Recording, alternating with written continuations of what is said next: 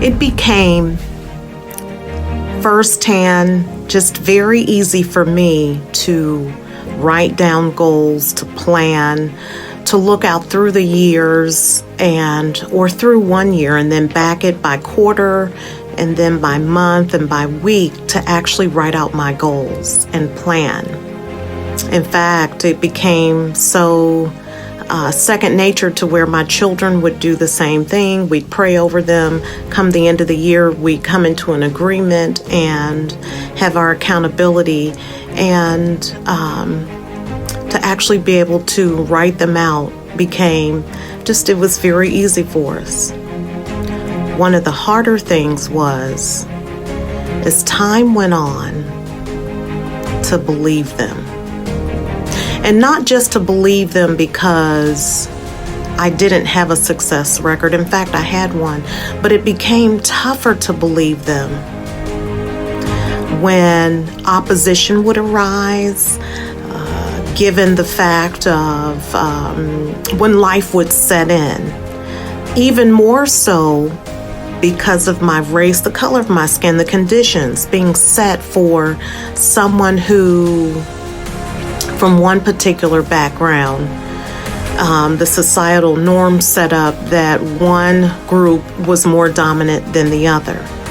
You see, I learned how to start taking off limitations because I saw the onset of the impact of just how hard it could be believing goals that were written down.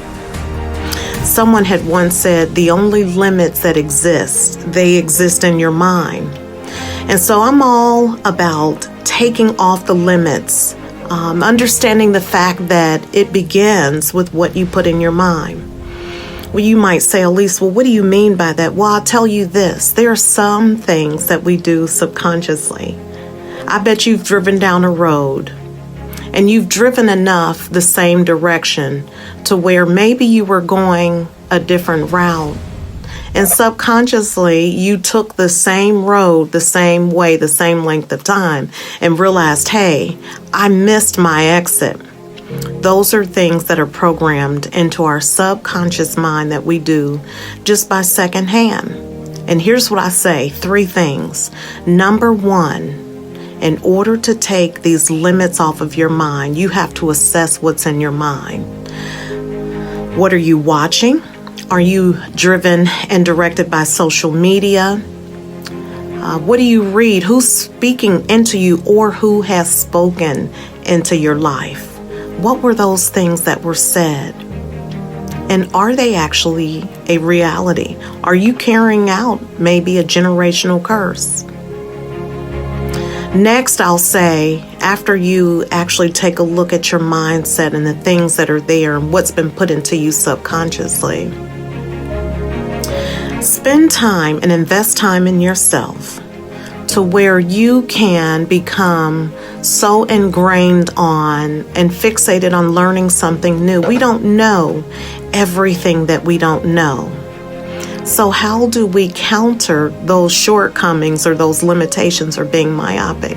The only way is to always remain a student of life. You see, it's life that gives us the lessons, but if we're not open to receiving the lesson and we allow it to address us in a manner to where we become frustrated or triggered and we act out versus getting the lesson, then we can miss taking off the limits. So I say, always be a student of the lessons of life. Next, I say, check your spirit, your inner man, your energy. The engineer, we know, we talked about this, is that by the law of thermodynamics, energy is never, it's defined that energy is never created or destroyed, it's transferred from one state or another.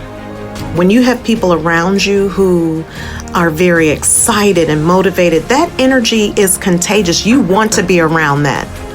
Equal and opposite, if they're negative, you may not want to be around that energy.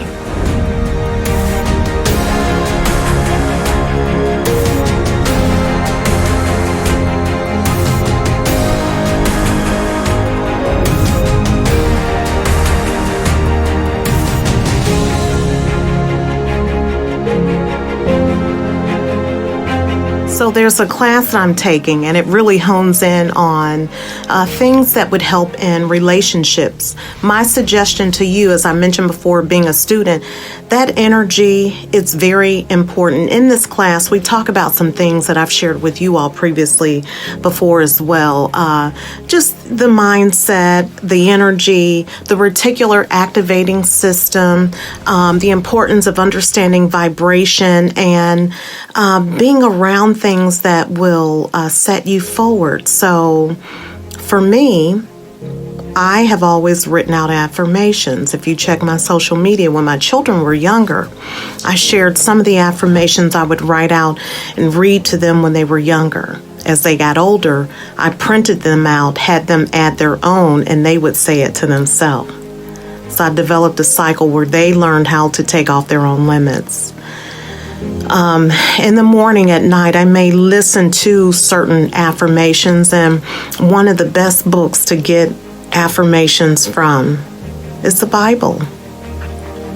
But affirmation should always be something positive and something that is going to add to you and to help esteem you. So as it relates to taking off limits, check your energy. Lastly, use your time wisely. Not only, as I mentioned before, remaining a student, learning something new, being careful around those that you're around. Of course, you want to write out your goals, but you want to use your time wisely. Sometimes you can tune off certain things, tune out everyone. Be very careful on who you receive information from. Not everyone has your best interest. Not all information may apply to you, but you know what's going to help you or not, and if it's helping you, be willing to invest in that source. So for myself, taking classes, aligning with those individuals that have an outlook that I know will be beneficial is important, but equal and opposite, setting boundaries to those that there's always something constant negative or conflicting, and sometimes it could be family members, whomever it is, when you start assessing your mind and just, things that you're doing subconsciously, where did it come from? You want to set and establish boundaries. So today I just wanted to share with you very quickly, mindset, taking the limits off. What is mindset? What's out there? Addressing things from a subconscious manner that we may do, understanding the importance of checking our energy, who's around us, who's adding to us. This is Elyse. I am living my best life, and I so hope that you're living yours. Check out #Thoughts from Elyse. And if you like this video, do me a kind favor, click on like below. Have a wonderful, fantastic day.